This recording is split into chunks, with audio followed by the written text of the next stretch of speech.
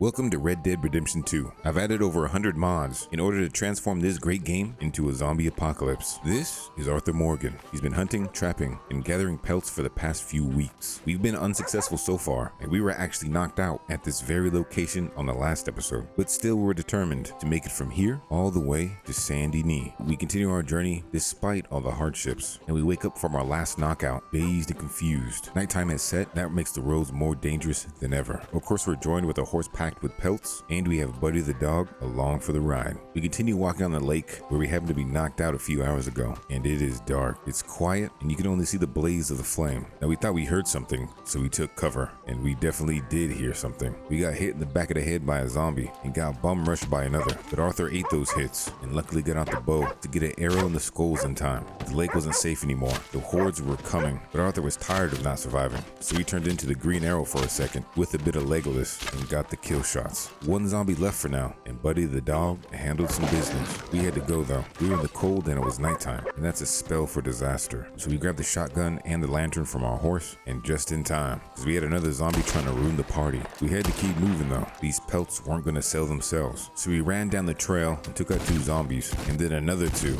and then another two. They were coming out tonight. It quickly got a little crazy. The zombies were throwing fists, and bullets were flying. He even knocked my favorite hat off. We were getting handled right off the bat. We just got knocked out a few hours ago. We couldn't get knocked out again, so we had to make sure to survive. Buddy was getting knocked up, and I couldn't do anything about it. I started throwing fists, but the zombies were fighting dirty. They kept grabbing me in the back. We had no choice to try to run. If we didn't get out of there soon, we would surely die. But Arthur had to get one in at least, so we skedaddled out of there as fast as we could. And we were finally making our way away from the heavy snow of the mountains, and we were back to the quietness until the chase continued. Then we had to run some more. We couldn't even stop for a few seconds because zombies were right there to greet us. So we took out any we could on the path, and we noticed a railway in the distance. This might be an opportunity to get on the rail to get the zombies off our path. So we were headed there. So we winded down the path and up the side until we reached the railway, and it seemed to be clear. It was just the moonlight glowing. But just when you think it's safe, it's not. We were tackled in the back by a knife-wielding zombie, and soon his friends showed up. I don't know how it happened, but we were quickly surrounded. These zombies don't play, so we fended them off with a couple arrows, but there was no way we could make it out safely, so we had to run. There was just too many of them. So with the moon lighting our way, we ran down the railway, horse right behind us, and we kept running until we found a nice cozy rock. I wanted to scope out the area, find our next plan of attack, but the zombies followed us, and there was a lot. Unfortunately, I hopped on a dinner plate, and the zombies were waiting to get fed, and they were ravenous. They couldn't wait for me to hop down off the rock, so one of them came up and tried to test me. Wrong move, buddy. There's no way we can get off without dying, so we Molotov them.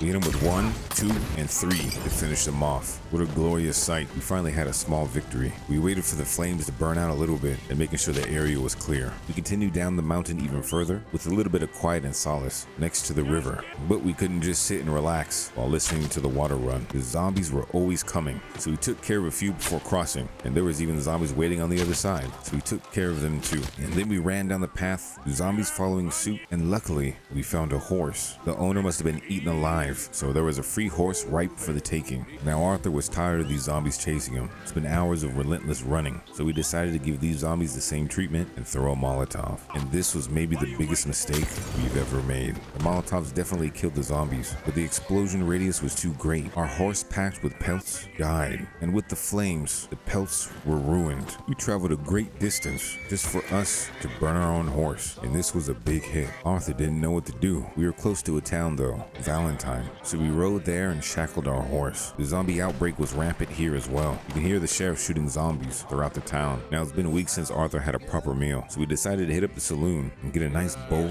of oatmeal. Now Arthur needed some time to think. We just wasted weeks of pelt trapping and hunting, and we needed a new plan. We had to think, but we also needed to rest and relax. So we went to the Valentine Hotel. But before we got there, the zombie tried to try Arthur, and Arthur was fed up. We couldn't even get rest inside of a town. We got a nice cozy bed to sleep in, and we definitely needed a bath. So we ordered ourselves up a bath, and we even got the deluxe upgrade. I think Arthur deserves it. After that, we went to our room, sat down, and contemplated for a second. What was our next plan of attack? And then we eventually caught some Z's. Arthur woke up the next morning feeling refreshed, rejuvenated, and ready to go. He had a new plan of attack this time, and this one was even better. But first, we had to gather some more pelts. But being Arthur Morgan, the hunter and trapper he is, this was easy.